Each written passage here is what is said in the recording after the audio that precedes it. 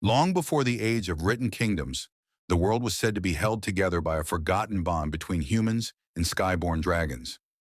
They were not beasts of war in the beginning, but ancient companions born from falling fragments of starlight. Together with a sacred order of warriors known as the Skyforged, they kept balance across the lands until ambition broke what nature had protected for centuries. That peace ended when a conqueror rose, King Kael, a man who feared anything he could not control, declared the Sky-forged order a threat to human destiny. What followed was not a war, but an erasure. Temples were burned to ash, dragons were hunted into silence, and riders were executed until their names faded into myth. In time, even the idea of dragons became something spoken only in whispers. But legends do not die easily. In the quiet farming village of Hallowmere, life moved slowly under gray skies and endless fields. A young boy named Kael Arden lived there, known only as a quiet orphan, raised by an old guardian who refused to speak of the past. Kael had no title, no fortune, no future worth mentioning. To everyone around him, he was just another village boy destined to become another forgotten man. Yet Kael was not entirely ordinary. He often dreamed of fire falling from the heavens, strange, singing flames that did not burn, but called to him. He never understood these dreams, only that they left him restless, as though something far beyond his world was trying to remember him. One evening, while wandering near the forbidden edge of the Blackwood Forest, Cal discovered something unusual, half buried beneath cracked obsidian stone.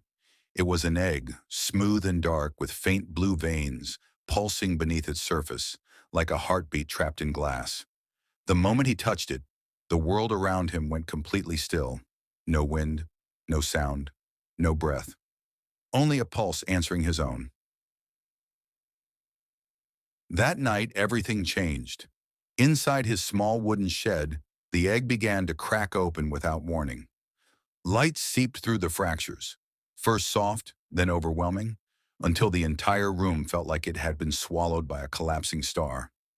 Cal fell back as the shell shattered completely. From within emerged a creature unlike anything he had ever seen. A small dragon, no larger than a wolf pup, with shimmering sapphire scales and eyes glowing like twin moons. It did not act wild or afraid.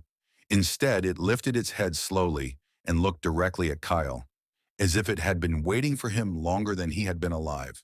A connection formed instantly, not through words, not through choice, but through something deeper, something ancient. Kale's vision blurred as memories that were not his own flooded his mind. Burning skies, broken wings, fallen warriors, and a vast shadow consuming the world. Then came a whisper, not spoken aloud, but felt within his thoughts. The last Skyforged has awakened. When Kael regained his breath, he looked at the small dragon curled beside him and somehow knew her name. Lysera. And the moment he named her, something ancient inside the world began to stir again. Peace did not last. Within days, the arrival of the Umbral Legion shattered whatever remained of normal life in Hallowmere. They were the elite enforcers of King Kael, silent soldiers clad in armor that seemed to swallow light itself. Where they walked, even hope felt heavier. They were searching for something buried in forgotten history, or someone. When they reached Kael's village, their presence alone turned fear into silence. Houses were searched without mercy. People were questioned, some never returned. And then Lysera was seen. It happened only for a moment, an instinctive burst of energy when she reacted to danger. But it was enough. The commander of the Legion stopped. He did not look surprised. He looked satisfied, like a hunter who had finally found a lost weapon buried in time. That night, Hallowmere burned. Kael's guardian forced him to flee, revealing with his dying breath that Kael was never meant to live a normal life. His final words were broken, urgent, and filled with fear. Run, Skyborn, before they remember what you are. Kael escaped into the burning forest with Lysera, and for the first time in his life, he was being hunted for something he did not understand. Days turned into weeks as they ran. Kael quickly learned that Lysera was no ordinary creature. She was growing, changing, responding to his emotions, his fear, his will. When he was calm, she was steady. When he was afraid, her flame turned unstable. It was as if they were two halves of the same being, learning how to exist separately. Their journey eventually led them to something unexpected, a ruined stone tower hidden deep within forgotten lands. Inside lived a man who should not have been alive. His name was Oren Vale, a blind storyteller who claimed to have once been a scholar of forbidden history. He recognized Lysera immediately and, to Kael's shock, he bowed before them both. "I waited most of my life for proof," Oren said quietly, "that the sky still remembers its children." From him, Kael learned what the world had tried to erase. Dragons were not beasts, riders were not myths, and the Skyforged Order was not destroyed. It was broken. Oren began training Kael not as a soldier, but as a bondkeeper. He taught him how to calm Lysera's instincts, how to share senses with her, how to move as one instead of two. But the truth he revealed was heavier than any lesson. The king who destroyed the Skyforged did not simply fear dragons. He had learned how to consume their power, and he was still hungry. Lysera's growth became impossible to hide. One night during training, something within her changed violently. Her small form expanded in a surge of radiant energy, reshaping bone and wing into something far greater. Her wings stretched wide, and her flame turned from blue fire into a glowing storm of light. The sky itself seemed to react. That same night, the Umbral Legion found them again.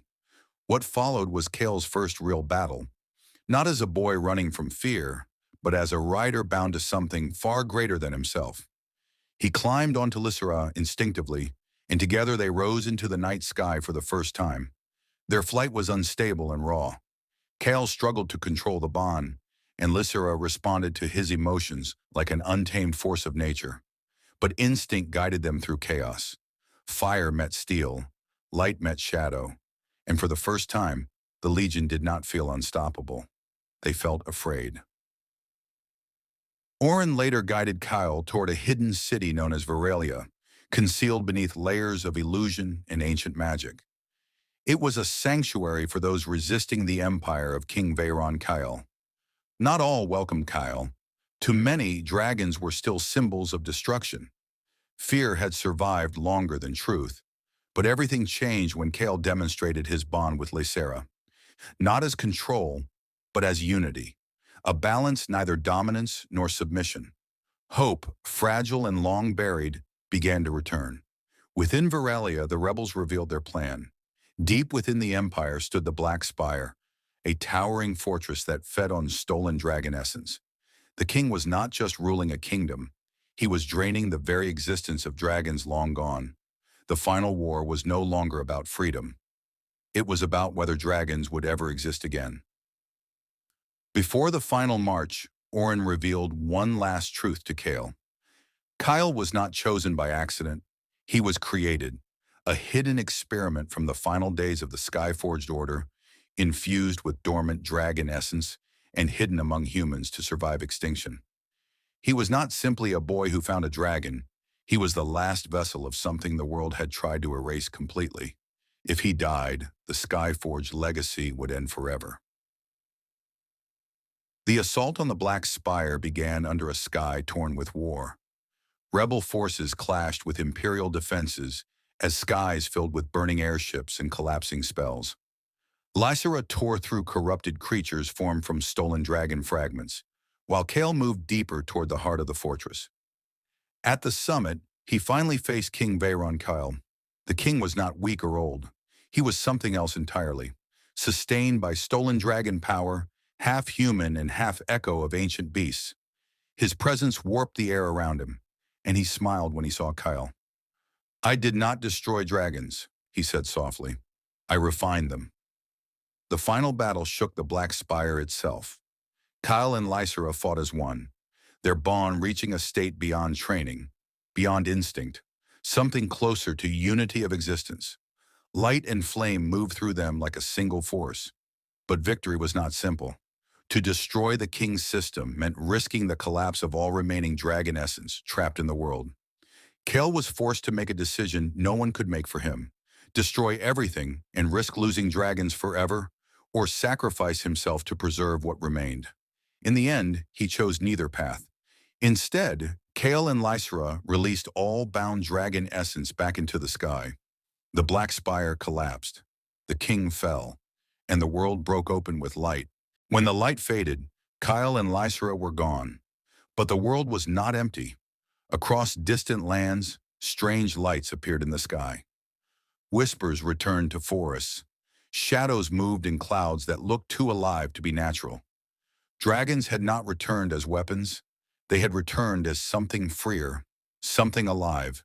And somewhere, beyond the reach of human eyes, a silhouette of a great dragon watches the world quietly.